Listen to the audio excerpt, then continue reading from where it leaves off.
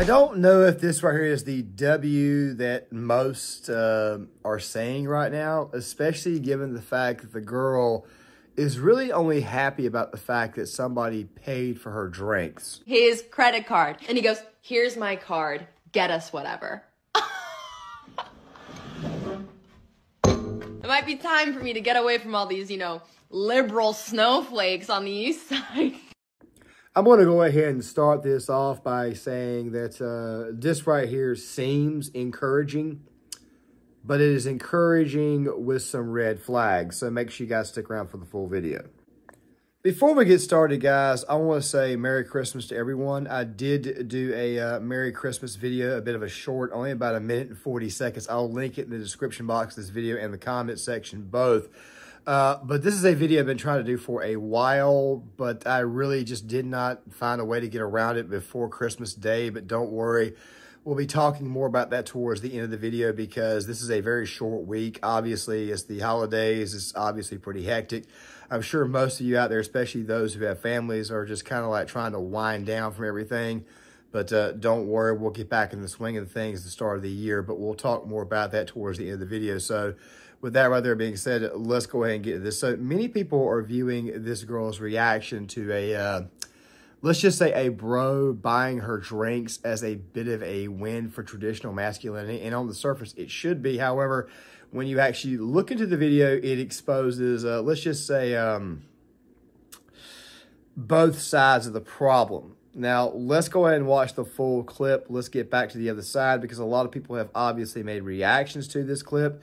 And a lot of people have made reactions to the reactions to this clip. And everybody's trying to dissect it in a, let's just say it's almost like people are just trying to cut apart every single word of this video. But I think there's only about maybe 3 or 4 things to focus on.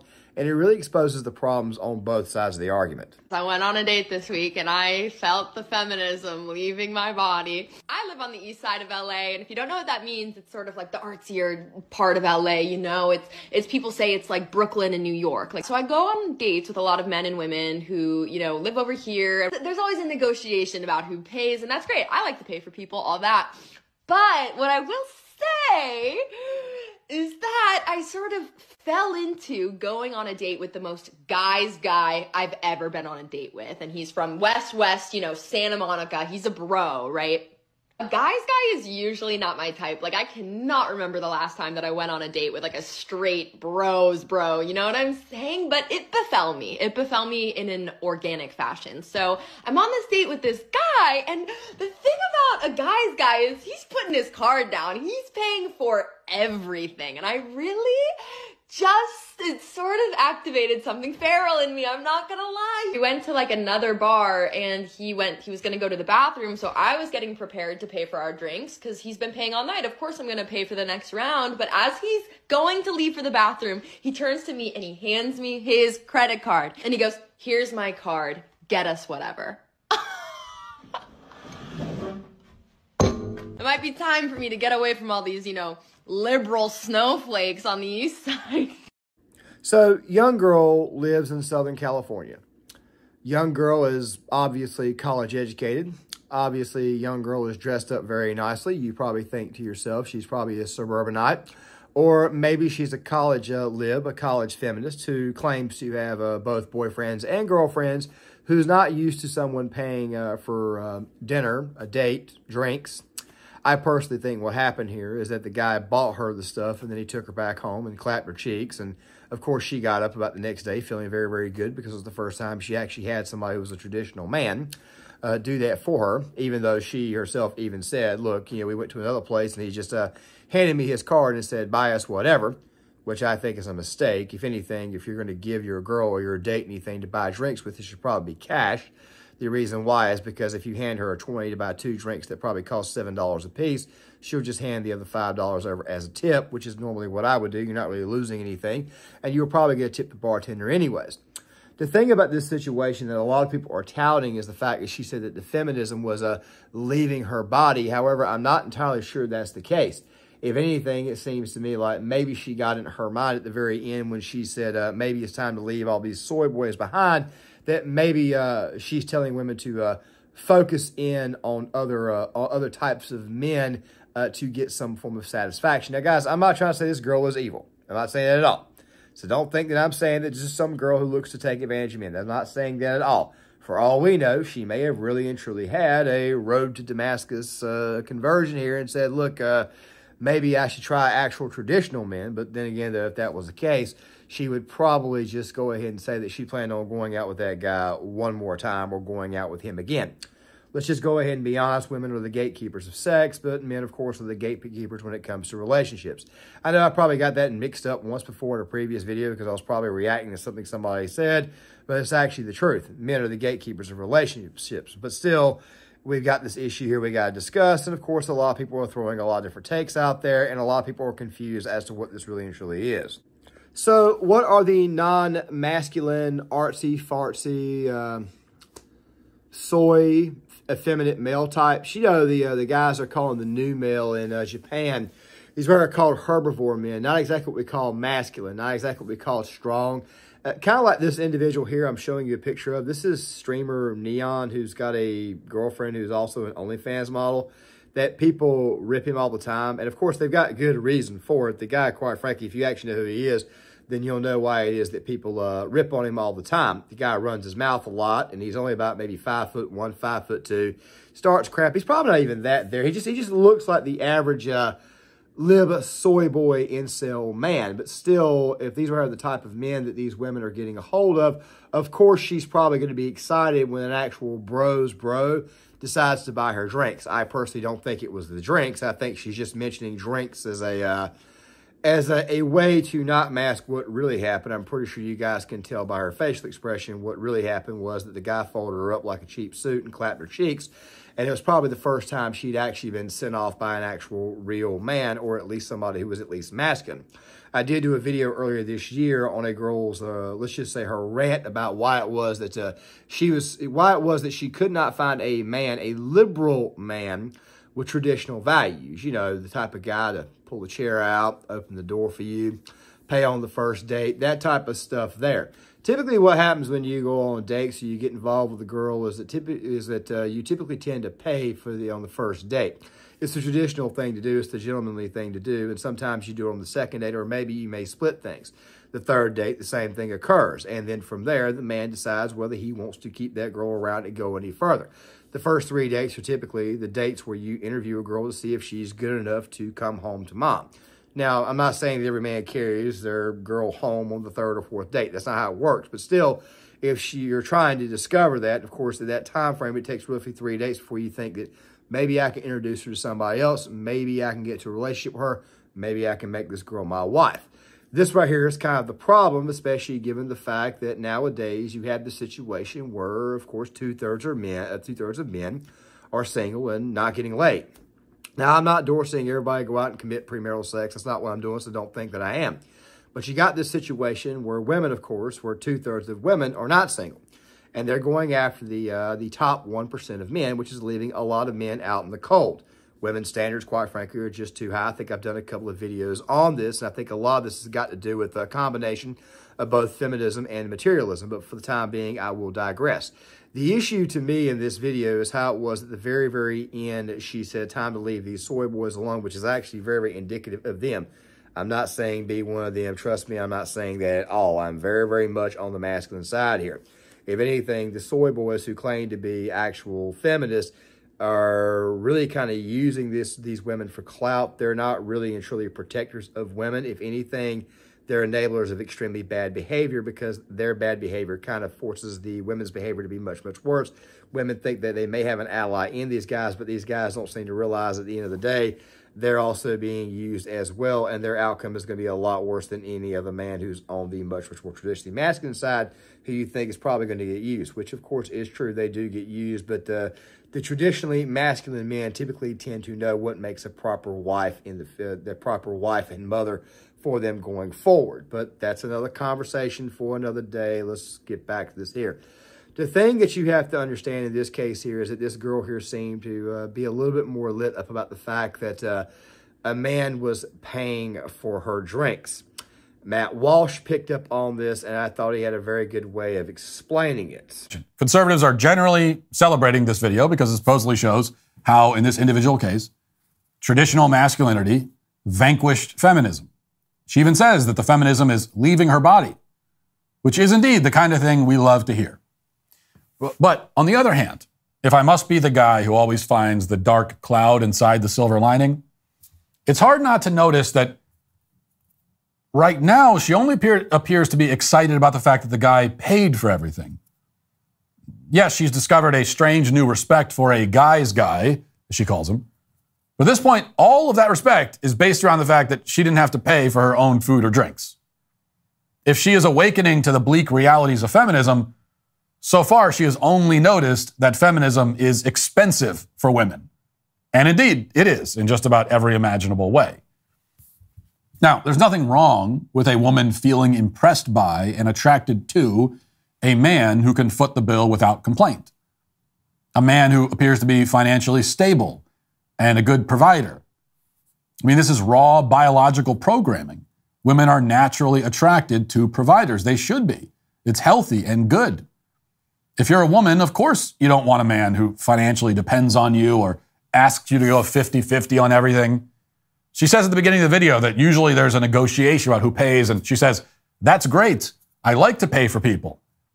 That's obviously nonsense. She doesn't like to pay. Now, why in the world would I use Matt Walsh to explain this, especially given the fact that I'm a guy who's gone after Matt Walsh in the past? I agree with 99% of what he says, but I've never really cared for him that much as a person. But going back and listening to some of his recent takes, I'm kind of like, okay, maybe there's some things that I got wrong about him.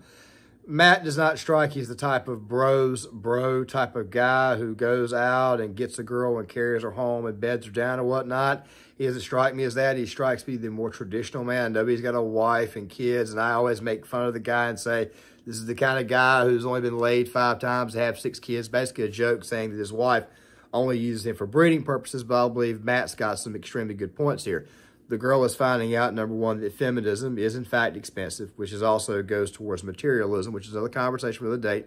A guy by the name of The Aristocratic Utensil did a very good video on that. I'm going to try to find it and link it in the description box to go along with the video I mentioned earlier. But also at the same exact time, he's also paying attention to the fact that she's also kind of lying to the crowd when she basically says that she enjoys paying.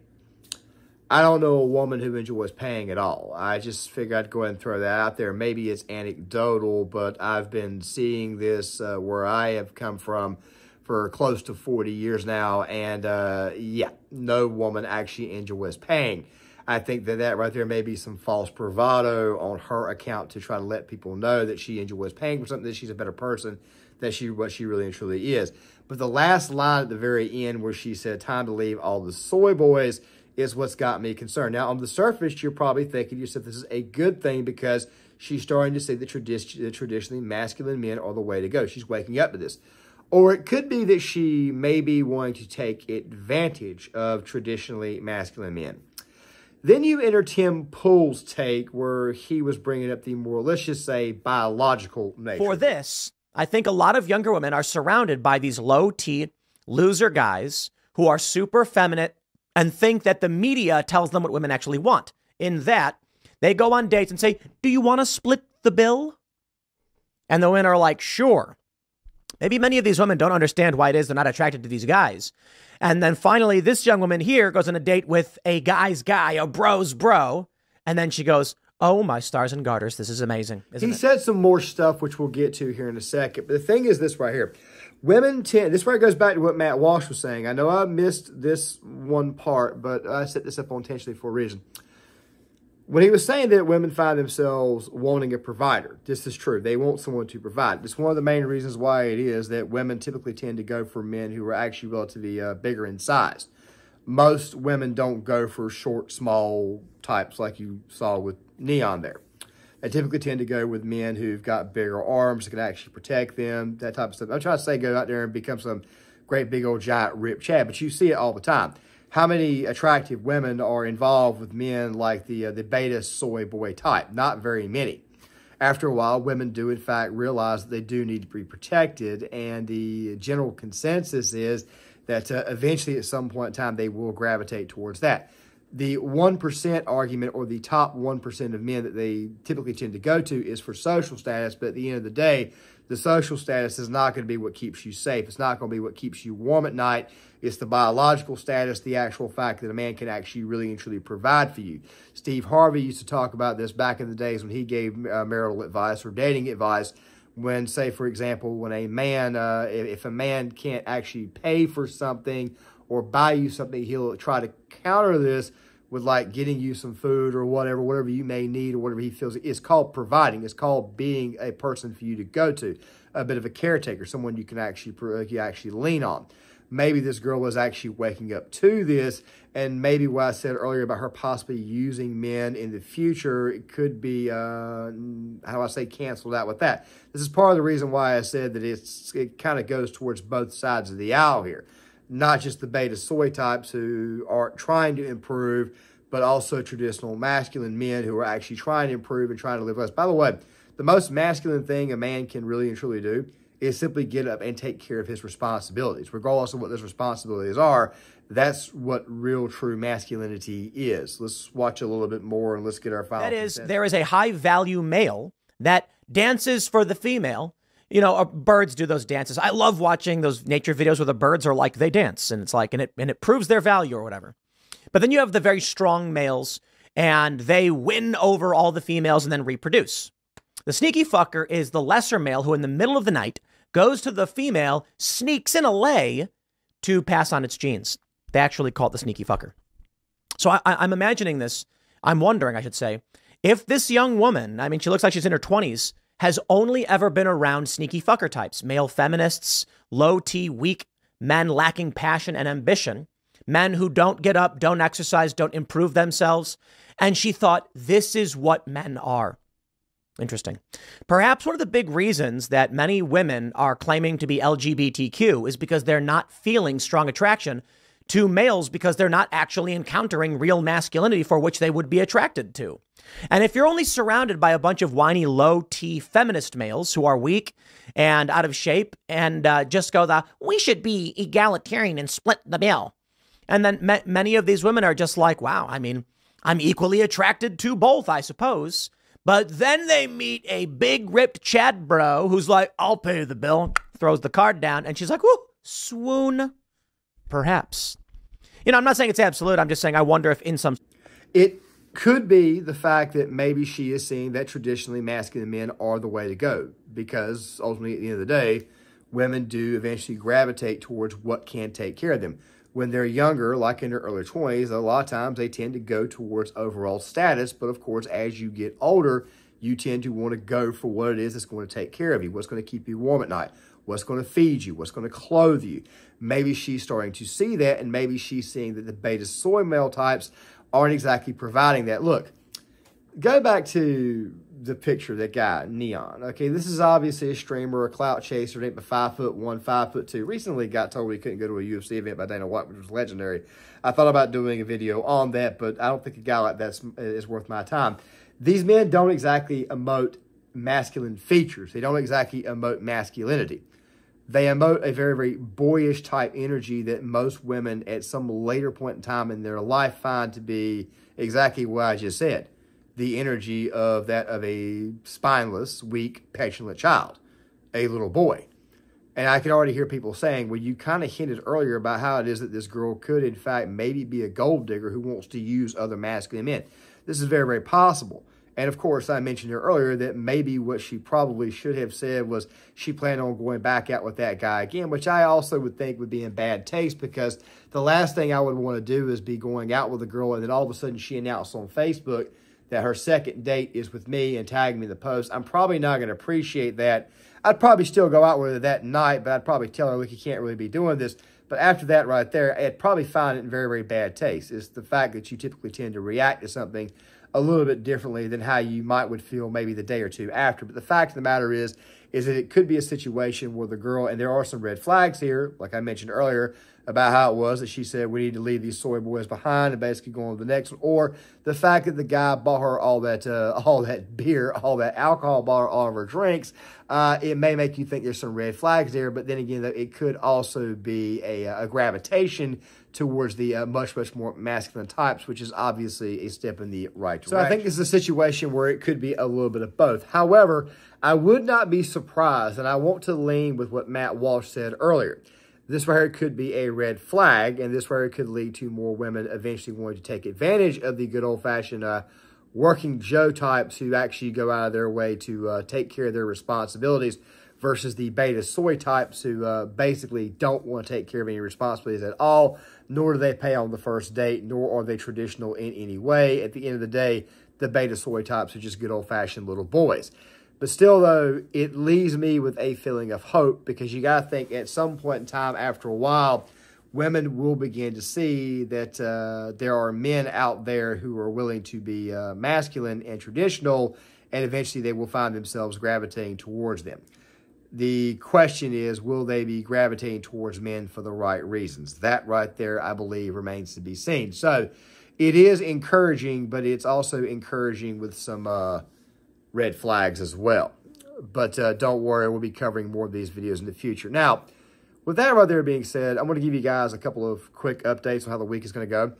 This video right here is going to be the only video that's going to be coming out, which will be on Wednesday, and there will be a video on the film Napoleon will be released on Thursday. I'm also going to be releasing a video on the Iron Claw. I went to go see a few movies right before Christmas. I want to kind of review them a little bit. Even though it's not my normal type content, I advise you guys please stick around for that because there'll be other updates in those videos as well to kind of give you an idea of how next year is going to look. And of course, there'll even be an end of the year video to kind of explain where we're going at. That video will probably be out on Saturday the 30th. So make sure you guys stick around for that. Or I may release on Friday, I'm not sure yet. But make sure you guys stick around for all that. With that right there being said, guys, make sure you guys hit the like button, subscribe, share the video, sound off in the comment section, and I will see you guys later.